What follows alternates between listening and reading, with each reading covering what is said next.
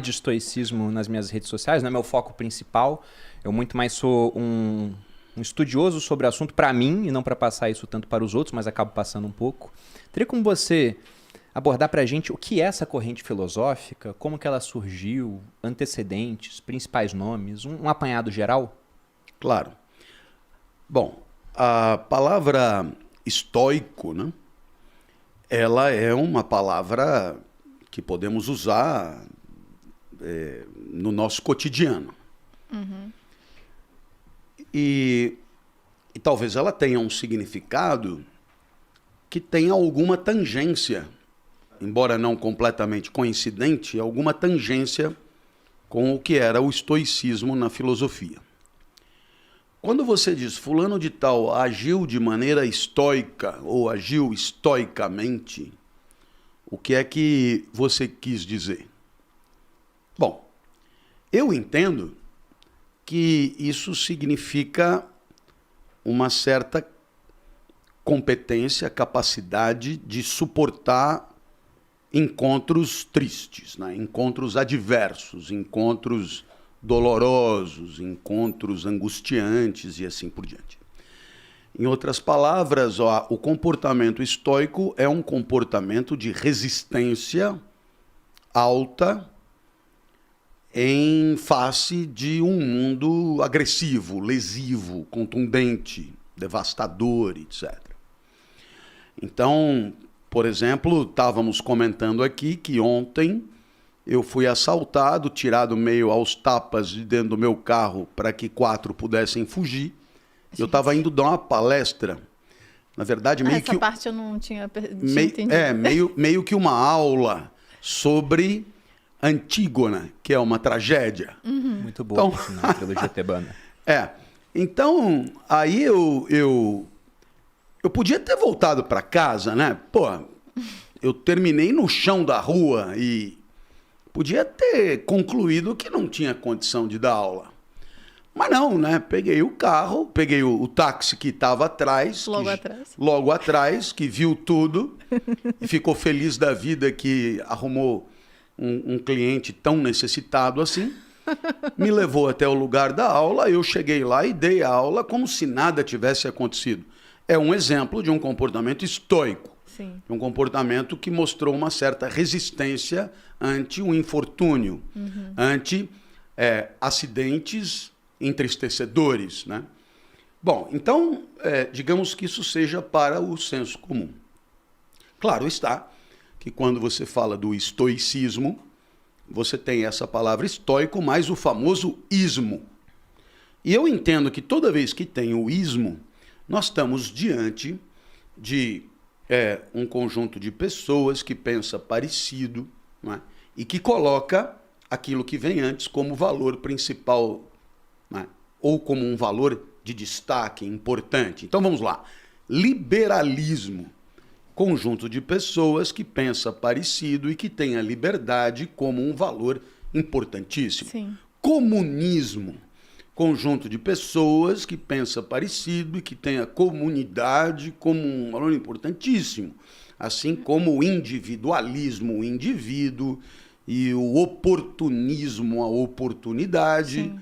e etc. Bom, então o estoicismo, né, nos remete à existência de uma corrente de pensadores, de pessoas importantes, e seus admiradores, seus discípulos, e que tem, digamos, essa capacidade de resistência ao mundo entristecedor como um valor muito importante para a existência, para a vida, digamos assim. Ou seja, a vida não será boa se você não tiver um pouco de disposição estoica na hora de viver. Ou seja, se você for um frouxo, alguém que se deixa abater de maneira muito significativa ante qualquer encontro ou acidente entristecedor, você não poderá ter uma vida boa.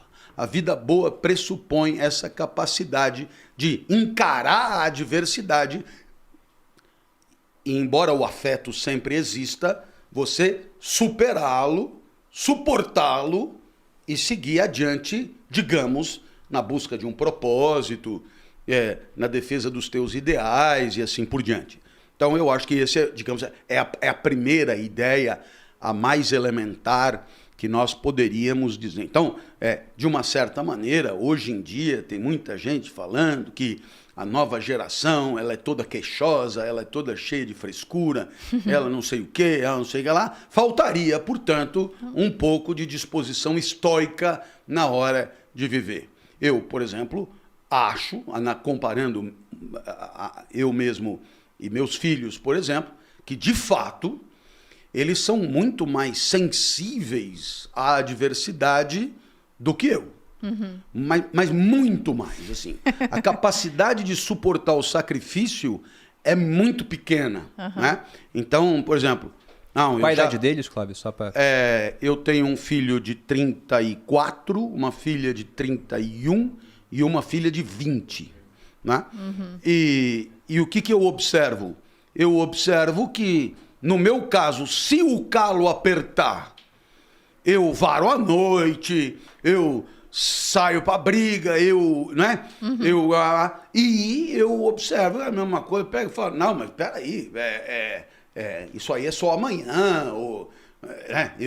Calma, agora, preciso também do meu tempo de relaxar. Eu não sei o quê, meu não sei o que lá, eu pipipi, então eu percebo que há de fato uma certa dificuldade para a mobilização de recursos na adversidade. Né? Bom, então acho mesmo que a queda de potência determina por mais tempo uma situação de queda mesmo, de depressão, de tristeza, e que em outros casos, como no meu, a tristeza dura menos e eu já estou de novo mobilizado para sair para a briga, talvez porque, e aqui eu levanto uma hipótese, pelo histórico eu não tenha tido outro jeito.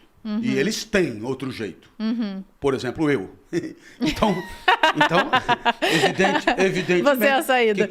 Quando como dizem, a água bate no bumbum, né?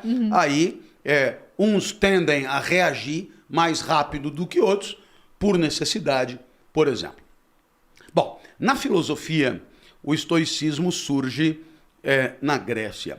E ele surge com esse nome porque as escolas filosóficas tinham o nome em função um pouco do lugar aonde elas aconteciam, onde as pessoas se reuniam. Sim. Então, por exemplo, a Academia de Platão era por conta do Jardim de Academos, né? O Liceu de Aristóteles também era relacionado ao lugar que ele se encontrava, e o Jardim de Epicuro também era indicativo do lugar das reuniões. Seria mais ou menos assim, sinceramente, alguma coisa do tipo filósofos da Praça da Sé, né? Filósofos de Santa Cecília, sim. filósofos do Butantã e tal. E Stoa era o pórtico, a porta de entrada de Atenas, aonde esse pessoal se reunia.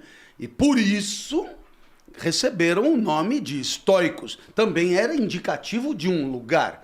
Então, veja, não é que a palavra estoico já indicasse o que significa hoje. Sim. Não, ela significava a proximidade da porta de entrada.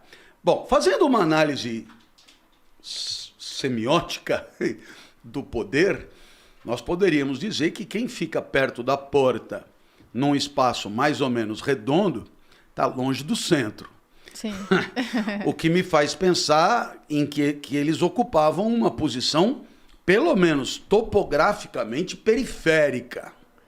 E isto é verdadeiro. Quer dizer, esses estoicos gregos, eles tiveram pouca importância, sobretudo se comparados aos seus contemporâneos. Né? No final das contas, estavam brigando com gente do calibre de Platão e Aristóteles. Então, bom.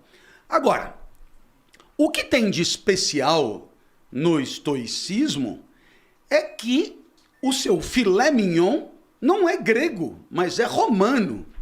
E isso é muito curioso, por quê? Porque os romanos não são propriamente conhecidos pela filosofia, né? Eles são conhecidos pelo direito. Você fala em filosofia grega e em direito romano. Filosofia romana é mais ou menos, sei lá, um ginasta olímpico paraguaio, não é particularmente conhecido.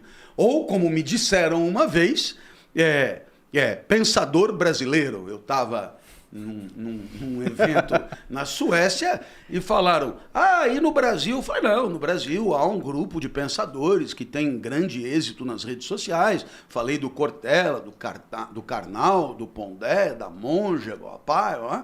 E aí alguém lá falou, eu entendi, o meu pequeno alemão permitiu entender que ele falou, ou é pensamento ou é brasileiro. Pensamento brasileiro é uma aproximação esdrúxula. Bom, que sacanagem. Seria um paradoxo. Uma coisa... que não existe. Mais ou menos como ginástica olímpica paraguaia, alguma coisa assim. Ó. Não é que não exista, mas não é particularmente conhecido, digamos assim. Bom, vamos dar uma arredondada, porque hoje em dia não se pode falar mais nada. Mas... Você não pode falar nunca nada, mas ouvir, você ouve de tudo, né? Aí, tá tudo certo. O que eu teria condições de dizer é que filosofia romana, você, claro, tem lá Cícero, tem... Bom, aí tem os estoicos de carteirinha, Sêneca, Epicteto, Marco Aurélio, ok, mas é surpreendente que a acme, quer dizer, o ponto alto da filosofia estoica seja propriamente produzida pelos romanos. Como também nunca ouvimos falar de jurista grego, por exemplo. Não é? Talvez seja ignorância minha, mas não é alguma coisa particularmente conhecida.